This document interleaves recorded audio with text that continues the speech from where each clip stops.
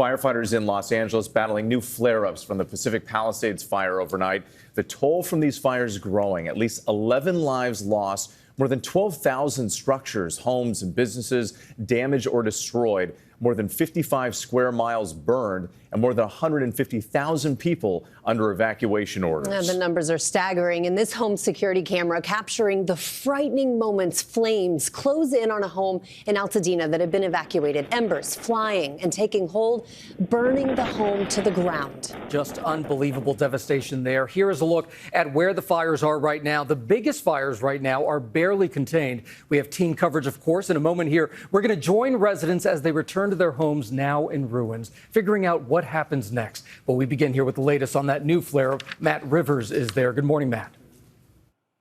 Yeah, good morning, Gio. We've been struggling really for the past couple days to really describe the scale of destruction. And so what we wanted to do this morning, we put our camera up about 10 or 15 feet off the ground. We want to zoom out and just give you a snapshot of one half of one block here in Altadena. This was a home here. That was a home behind me. Another home down the block. Every single thing on this half block of Altadena Drive has been completely vaporized in a matter of hours because of that fire. Gio, I've been covering disasters around the world for the better part of 20 years now. It takes a lot to shock me, but what we are seeing here is truly horrific. This morning, apocalyptic scenes unfolding across Los Angeles as multiple wildfires blaze through the city. The Pacific Palisades fire flaring up once again overnight. Stunning aerial footage showing the inferno growing stronger and stronger. Even firefighters fleeing from the scene, forced to leave their vehicles behind. That fire only 8% contained. Massive plumes of smoke filling the air as first responders attack the flames from the ground and from the sky.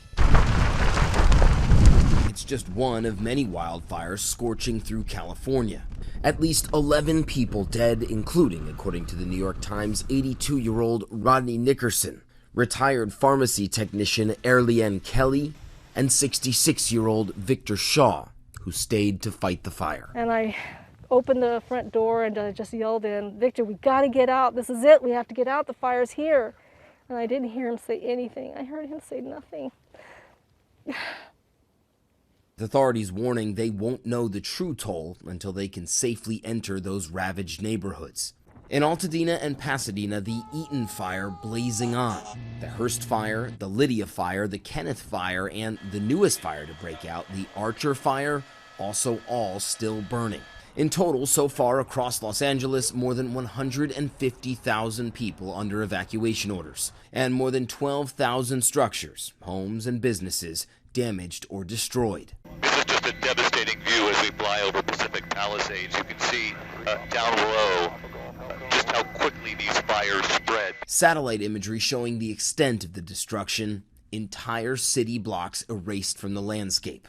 Streets lying silent in the aftermath. Burned out husks, the only things left standing. These before and after images painting a chilling picture of vibrant communities reduced to ash. Neighborhood after neighborhood burned to the ground. Residents slowly making their return, only to find out they've lost everything. Look at that. There's nothing we can do. It's gone. This is total and utter devastation. Charles Nelson, a longtime resident of Altadena, the fire decimating his home. You know, it was our dream home. You know, we brought up our kids there. Victoria DeSantis finding her home of 20 years reduced to rubble.